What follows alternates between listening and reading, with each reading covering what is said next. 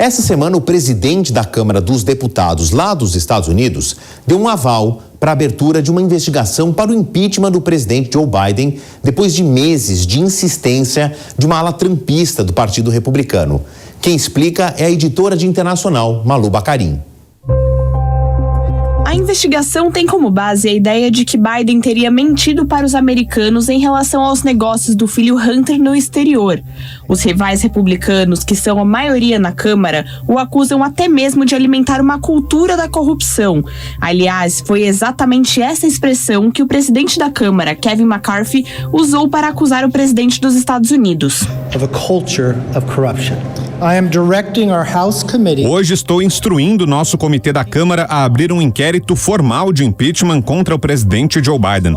Esse próximo passo lógico dará aos nossos comitês o poder para reunir todos os fatos e respostas para o público americano.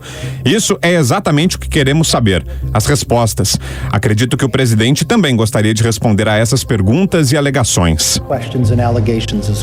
Hunter Biden, o filho problemático do presidente americano, é acusado de ter realizado acordos questionáveis na Ucrânia e na China enquanto Joe Biden era vice-presidente dos Estados Unidos, entre 2009 e 2017. Para isso, Hunter teria usado os contatos do pai, que também teria lucrado com os negócios, segundo a acusação. Hunter tem um histórico de problemas com a justiça e dependência de drogas. Esta semana foi indiciado por ter comprado ilegalmente uma arma de fogo 5 anos atrás. Ele é alvo de 2 acusações de falso testemunho por ter informado em formulários que não estava usando drogas ilegalmente na época. Apesar disso, Biden sempre apoiou o filho publicamente. A abertura do processo de impeachment é pedida há meses pela área trumpista do Partido Republicano. Apesar disso, integrantes mais moderados da sigla se opõem à investigação. A Casa Branca afirmou que Biden não fez nada de errado e acusa os republicanos de não terem provas contra o democrata. Ano que vem, acontecem as eleições presidenciais nos Estados Unidos. Tudo indica uma nova disputa entre Biden e Donald Trump. O ex-presidente, que também sofreu 2 impeachment durante o governo, enfrenta mais de 90 acusações em 4 processos criminais. Neste momento, a investigação não tem praticamente nenhuma possibilidade de depor Biden, já que os democratas têm a maioria das cadeiras no Senado. Nenhum presidente foi destituído em um julgamento político na história dos Estados Unidos. 3 foram acusados: Andrew Johnson em 1868, Bill Clinton em 1998 e Trump em 2019 e 2021, mas todos foram absolvidos. Richard Nixon preferiu renunciar em 1974 para evitar o impeachment por conta do escândalo Watergate. Bom, vocês entenderam o nó, né? Eu vou precisar de ajuda para desatar. Então vamos até as Minas Gerais, que eu vou conversar com o mais mineiro dos americanistas que eu conheço, meu amigo Pedro Costa Júnior, a quem eu admiro e respeito muito. Pedro, muito obrigado por você ter encontrado um espacinho na sua disputada agenda. Muito boa noite. Vamos começar aí explicando para a nossa audiência o que está acontecendo. O processo de impeachment pedido por uma ala trumpista dos republicanos, que cita muito mais o filho do presidente do que o presidente. A gente viu na reportagem aqui da Malu Bacarin que não existe muita consistência jurídica para tirar o Joe Biden do poder. Vou fazer uma pergunta óbvia, né? É um processo de desidratação de uma provável campanha do Biden para o ano que vem? A segunda pergunta mais óbvia de todas: os trumpistas vão conseguir? Perfeito, Favale. Primeiro, obrigado pelo convite. Como diria Noel Rosa, com que roupa eu vou ao encontro que você marcou aqui, Favale, sempre com a sua competência luminar. Veja bem, a questão central, né? Joe Biden é o presidente mais fraco da história dos Estados Unidos. Ele vai passar para a história, isso indubitavelmente, como o presidente mais fraco da história dos Estados Unidos.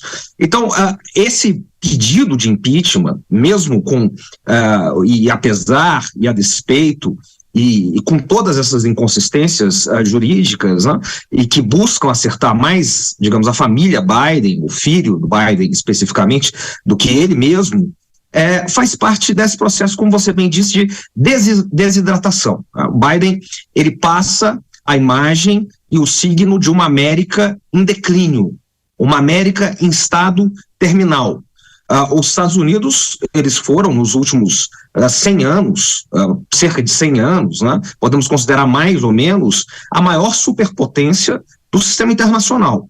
Aqueles que detêm, Favale, a supremacia ou primazia do poder nas relações internacionais. E o seu presidente, de certa maneira, é aquele que personifica isso. E Biden é o contrário disso, né? Ele passa a imagem de um presidente fraco, um presidente decadente, um presidente que não tem condições de conduzir os desafios que os Estados Unidos enfrentam nesse momento. Então, há uma ideia de desidratação e uma preocupação, inclusive por ala dos democratas, que ele pode não ser o candidato adequado, né, para poder tentar a reeleição, o que poderia fortalecer os republicanos nas próximas eleições. Pedro, eu queria ir um pouco além. Vamos sair aqui do Atlântico e Pacífico, vamos ir até o outro lado do mundo, eu já vou explicar por quê, que tem um outro personagem nessa história. A gente está falando de Trump, indiretamente, mais diretamente de Biden, do filho, mas o Vladimir Putin entrou na jogada aí, como diria o Nelson Rodrigues, como o imponderável de Souza nessa semana. Tem uma tela que eu separei, foi até uma expressão ali dada para jornalistas e eu quis destacar. As acusações contra Donald Trump mostram a podridão do sistema americano.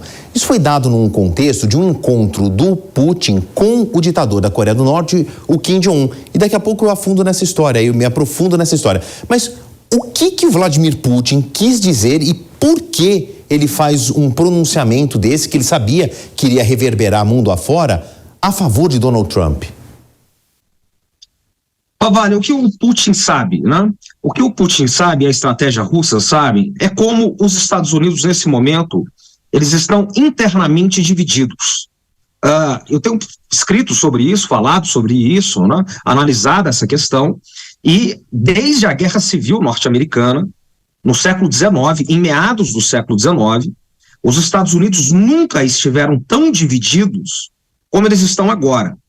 E o Putin sabe disso. O Putin tem uma declaração para o Oliver Stone dizendo exatamente isso, um documentário produzido pelo Stone, em que ele diz, olha, a casa dividida não subsiste, casa dividida não prevalece. Então, hoje, os Estados Unidos, os democratas, e quem vota nos democratas, pouco ou nada dialogam com os republicanos e vice-versa. De maneira que quem é republicano odeia mais os democratas do que odeia, por exemplo, a Rússia ou a China. E aqueles que são democratas odeiam primeiro e mais os republicanos, seus conterrâneos e co-irmãos, digamos assim, do que odeiam os russos ou os chineses, que são, digamos, inimigos externos da Rússia, dos Estados Unidos, perdão. Os russos e os chineses que são inimigos externos dos Estados Unidos. Então, o Putin sabe disso, não é só ele que sabe, obviamente, mas ele sabe disso, por isso ele dá essa flecha inflamada para poder jogar mais fogo ainda nessa divisão interna em que os Estados Unidos vivem nesse momento, tendo que enfrentar problemas externos e internos muito fortes, desde a crise econômica até a guerra, e ele vai jogar mais fogo nisso. Queria agradecer mais uma vez a presença do meu amigo aqui, Pedro Costa Júnior. Eu me aproximei muito do Pedro depois que eu li essa obra dele aqui, ó, Colapso, ou Mito do Colapso, fala muito do que nós estávamos discutindo, aliás, eu indico a leitura. Pedro, muito obrigado, tenho certeza que a gente vai se falar muito ainda nesse segundo semestre de 2023, mais ainda em 2024, que vai ser um ano pungente aí, eleições na Rússia, eleição na Índia, eleição nos Estados Unidos. Espero contar com os teus conhecimentos daqui muito pouco tempo, aliás. Favale, você é uma luz na escuridão. Um grande abraço. Obrigado.